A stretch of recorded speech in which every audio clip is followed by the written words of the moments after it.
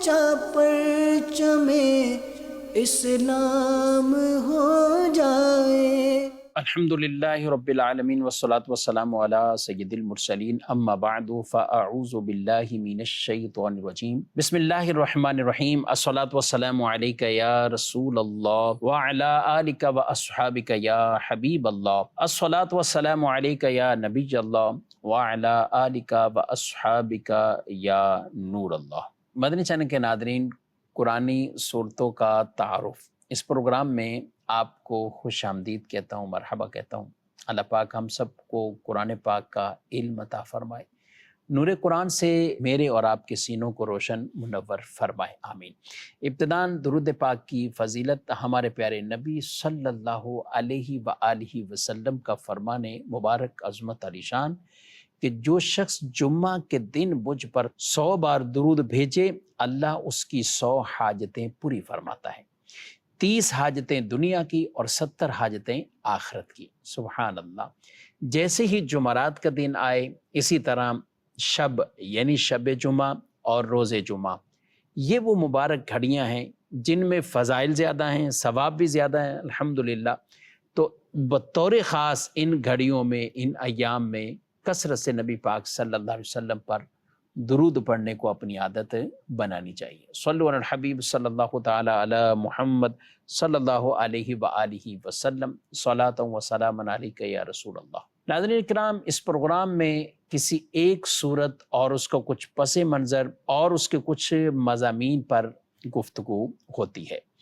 قرآن پاک کی صورتوں کا تسلسل سے تعارف وہ چل رہا ہے، اور الحمدللہ ہم 17ویں پارے تک پہنچ چکے ہیں، اور 17ویں پارے کی آج دوسری سورہ مبارک یعنی سورۃ الحج، اس کا انشاءاللہ کچھ پس منظر اور تعارف آج سننے کی سعی کریں گے۔ کسی بھی سورت کا جب تعارف پیش کیا جاتا ہے یا ہم پڑھتے ہیں تو سب سے بیسک چیز اس کا مقام نزول، یعنی وہ سورہ مبارکہ مکی ہے یا مدنی ہے۔ مکی وہ صورتیں کہلاتی ہیں جو ہجرت سے قبل کا عرصہ ہے، اس میں جو نازل ہوئے وہ مکی صورتیں کہلاتی ہیں، اور ہجرت کے بعد جو کچھ نازل ہوا وہ مدنی صورتیں کہلاتی ہیں۔ بہت سی ایسی صورتیں کہ جو متعین طور پر مکی ہیں یا مدنی ہیں، اور کچھ ایسی صورتیں ہیں کہ جن میں بعض آیات کے حوالے سے کہ یہ مدنی ہیں، پوری صورت مکی ہے، زیادہ حصہ مکی ہے۔ سبحان اللہ، کس طرح صحابہ کرام نے ان باتوں کو بھی رسول اللہ صلی اللہ تعالی علیہ وآلہ وسلم سے سیکھ کر، سمجھ کر کیسے امت تک آگے یہ چیزیں پہنچائی ہیں۔ اس سے قرآن پاک کی حفاظت، قرآن پاک سے صحابہ کا لگاؤ، اس کا اندازہ ان باتوں سے بخوبی لگایا جا سکتا ہے۔ سورۃ الحج کے حوالے سے مفسرین کا اختلاف ہے، بعض اس سے کچھ اقوال اس سورہ مبارکہ کے مکی کے حوالے سے اور کچھ مدنی کے حوالے سے، اور بعد نے اس میں متعین طور پر کچھ آیات بیان کی کہ یہ آیات مدنی ہیں، اوورآل سورہ مبارکہ یہ مکی ہے۔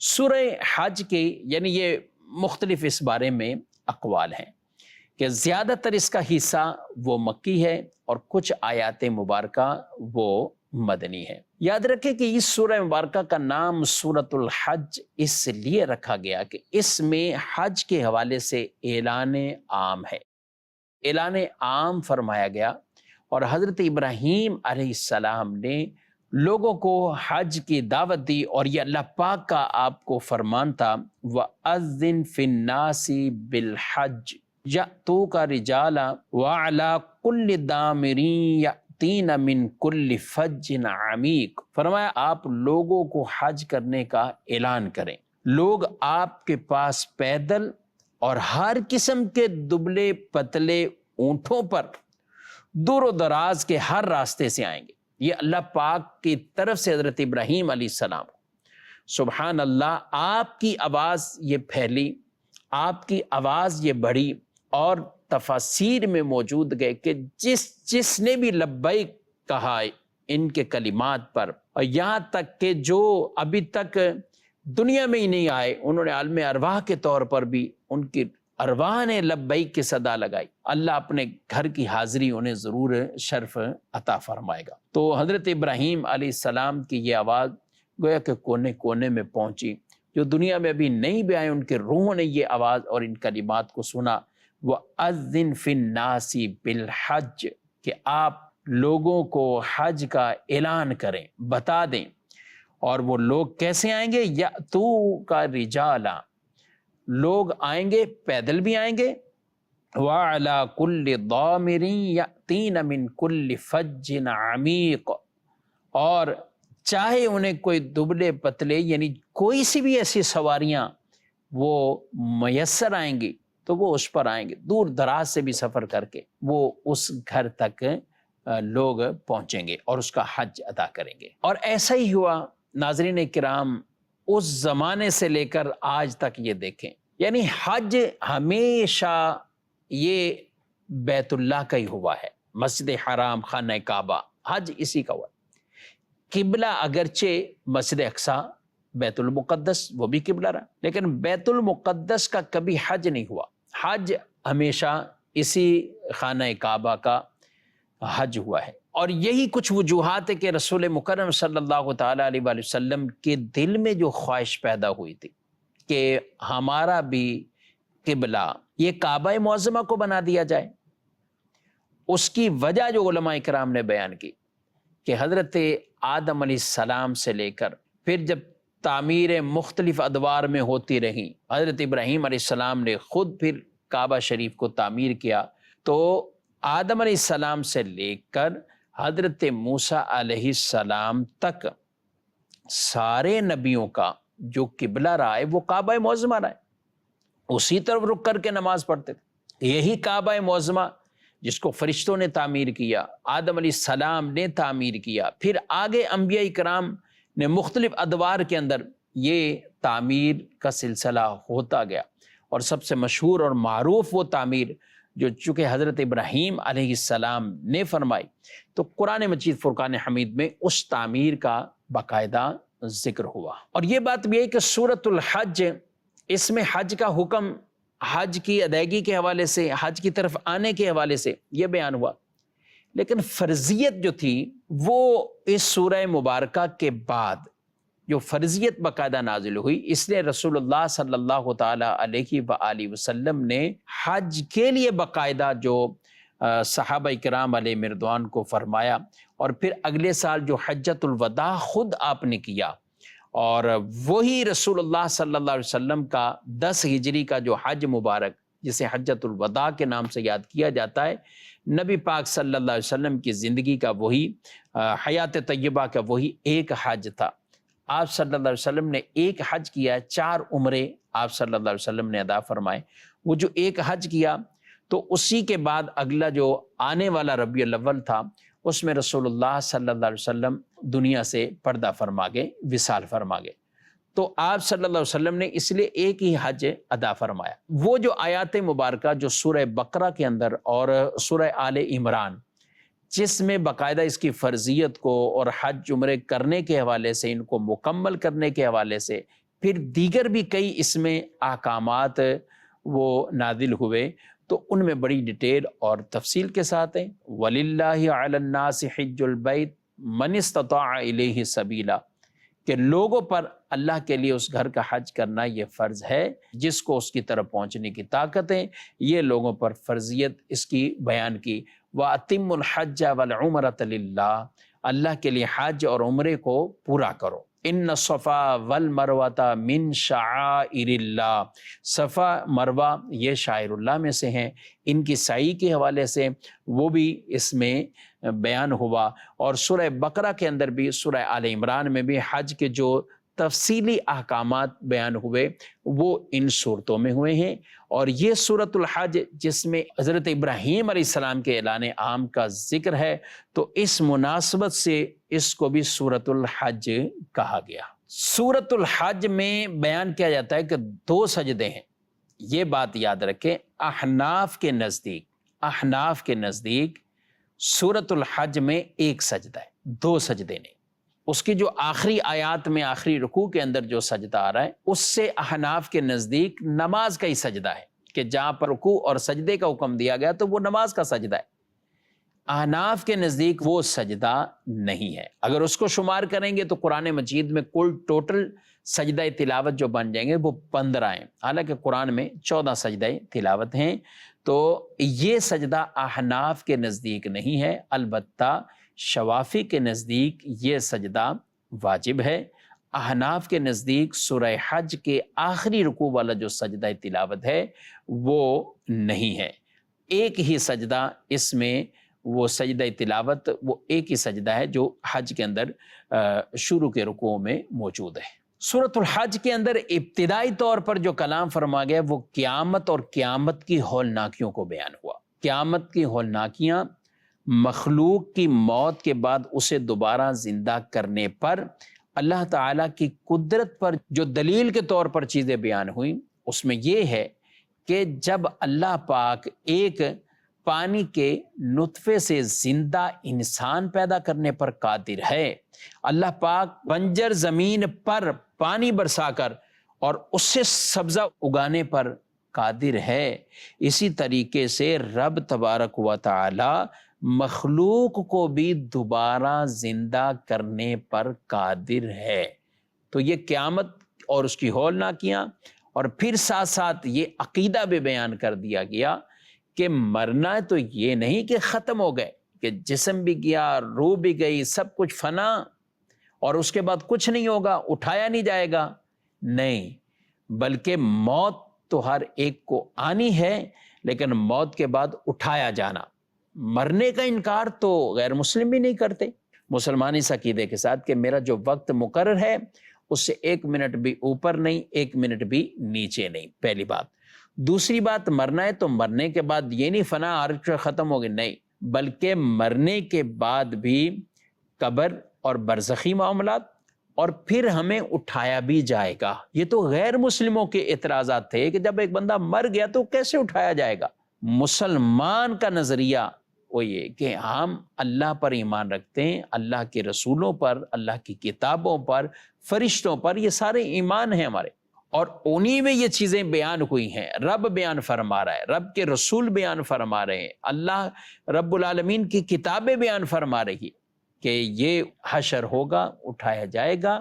تو اس لیے مسلمان جس نظریے کے ساتھ موت کو سمجھتا ہے وہ یہی نظریہ ہے کہ موت بھی ہونی ہے، اپنے وقت پر ہونی ہے، اور مرنے کے بعد یہ دیگر مراحل ہوں گے اور یہ بھی برحق ہیں۔ اللہ پاک کے ارشاد فرماتا ہے یوم ترونها تذہل کل مرضعۃ عما ارضعت وتضع کل ذات حمل حملها وترى الناس سکارى وما هم بسکارى ولكن عذاب اللہ شدید۔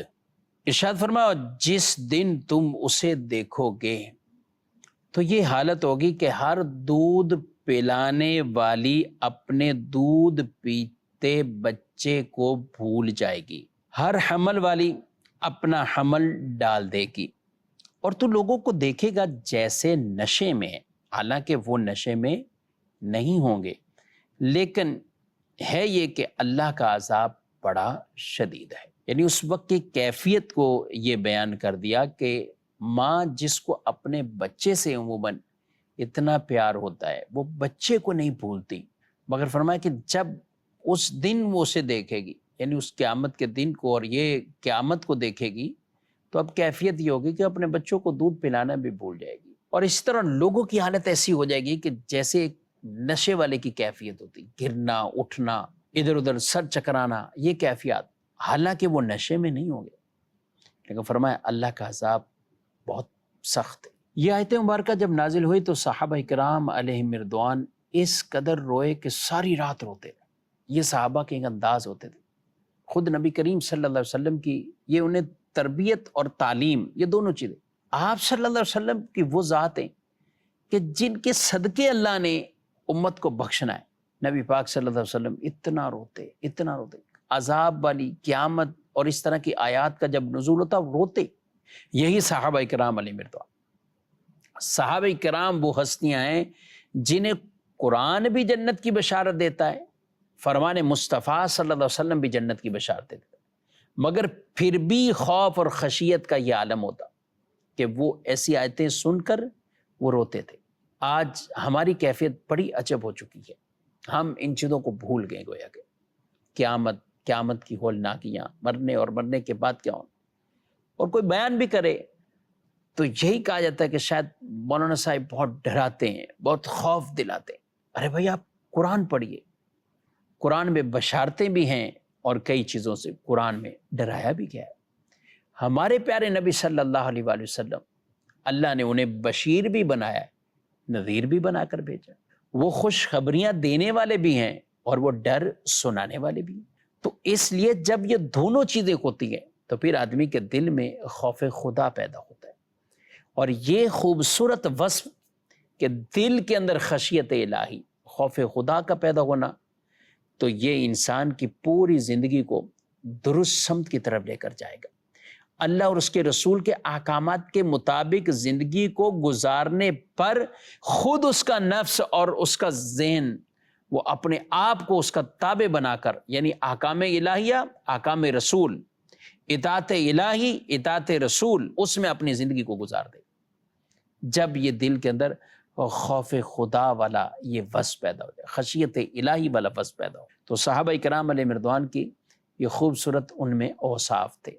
بخشے ہوئے ہیں، بشارتیں ہیں، مگر عذاب کی آیتیں نازل ہوتے تو پھر رویا کرتے تھے، پھر روتے تھے۔ نبی کریم صلی اللہ علیہ وسلم سے حضرت صدیق اکبر رضی اللہ تعالیٰ عنہ نے ایک مرتبہ عرض کی کہ آپ پر بڑھاپے کے آثار ظاہر ہو گئے یا رسول اللہ صلی اللہ علیہ وسلم۔